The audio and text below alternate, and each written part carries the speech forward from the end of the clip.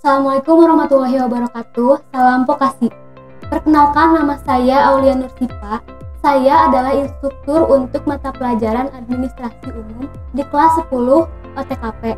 Kali ini saya akan menyampaikan materi tentang administrasi kepegawaian. Selamat menyaksikan.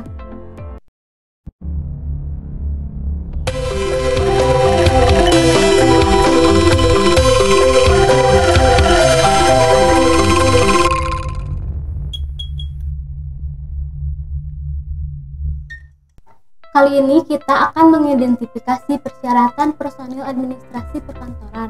Nah, yang pertama, saya akan menjelaskan pengertian personil perkantoran. Nah, yang kedua, saya juga akan menjelaskan macam-macam personil kantor. Dan yang ketiga, tahap-tahap pengadaan personil kantor. Lalu, yang keempat, ada pelatihan dan pengembangan personil kantor. Nah, langsung aja yang pertama, apa sih personil kantor itu? Nah, di sini personil kantor adalah orang-orang atau karyawan yang menjalankan dan melayani pekerjaan-pekerjaan dalam suatu organisasi atau kantor, baik swasta maupun pemerintahan, untuk mencapai suatu tujuan tertentu. Nah, dengan mendapatkan imbalan jasa berupa gaji ataupun tunjangan. Selanjutnya, ada macam-macam personil kantor, yaitu yang pertama, ada administrator yang bertugas adalah orang yang menentukan garis-garis besar kebijakan dan tujuan yang harus dijalankan oleh kantor. Selanjutnya ada manajer. Manajer di sini adalah orang yang memimpin suatu kegiatan pelaksanaan kerja kantor untuk mencapai tujuan yang telah ditentukan oleh kantor tersebut. Nah, selanjutnya ada staf atau pembantu ahli. Di sini adalah para tenaga ahli karena kecakapan dan kemampuan dalam bidangnya, bertugas membantu administrator, manajer dalam melaksanakan pekerjaan kantor. Nah, yang terakhir adalah pegawai. Di sini pegawai adalah karyawan yang bergerak, yang digerakkan oleh pimpinan dalam melaksanakan pekerjaan kantor tersebut. Nah, selanjutnya adalah ada tahap-tahap pengadaan personel kantor. Di sini, dalam tahap pengadaan personel kantor harus menganalisis jabatan. Sebelumnya apa sih analisis jabatan itu? Nah, saya akan menjelaskan analisis jabatan terlebih dahulu, yaitu suatu kegiatan untuk memberikan analisis pekerjaan-pekerjaan apa saja yang harus dilakukan dan bagaimana sih melaksanakannya dan juga mengapa harus dilakukan. Nah, dalam analisis jabatan tersebut ada meliputi 3 poin, yaitu yang pertama ada uraian pekerjaan, yang kedua ada spesifikasi pekerjaan, dan yang ketiga ada evaluasi pekerjaan.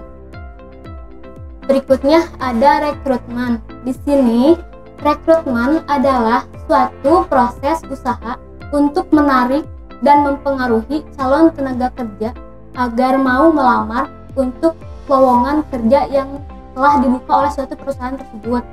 Nah, sumber-sumber rekrutmen ini ada 2. Yang pertama adalah sumber internal dan yang kedua ada sumber eksternal.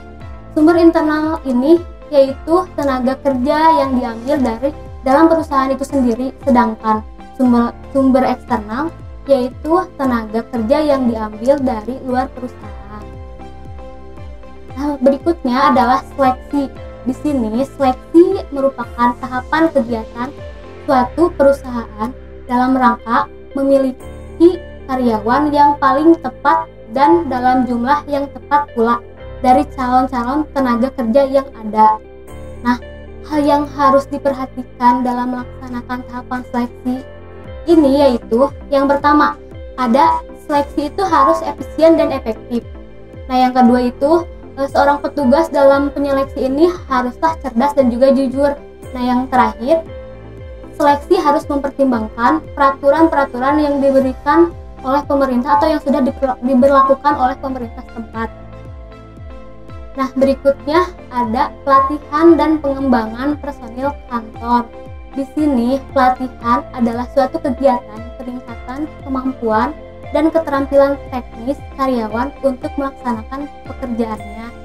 Nah, dari pelatihan ini juga untuk mengembangkan. Nah, di sini pengembangan ini artinya adalah untuk peningkatan kemampuan dalam pengambilan suatu keputusan yang memperluas hubungan manusia bagi karyawan tingkat menengah dan atas juga.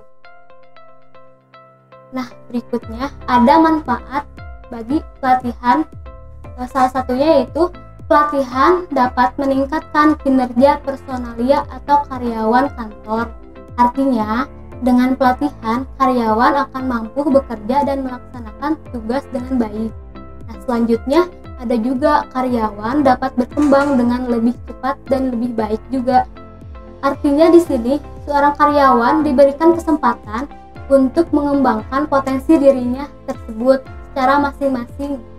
Nah, yang terakhir ada pelatihan dapat memperbaiki cara kerja karyawan, yang artinya di sini mampu meningkatkan etos kerja karyawan dan produktivitas karyawan itu sendiri. Demikian materi yang saya sampaikan. Selamat belajar di rumah dan sampai jumpa di pembahasan materi selanjutnya. Salam Pekasi. Assalamualaikum warahmatullahi wabarakatuh.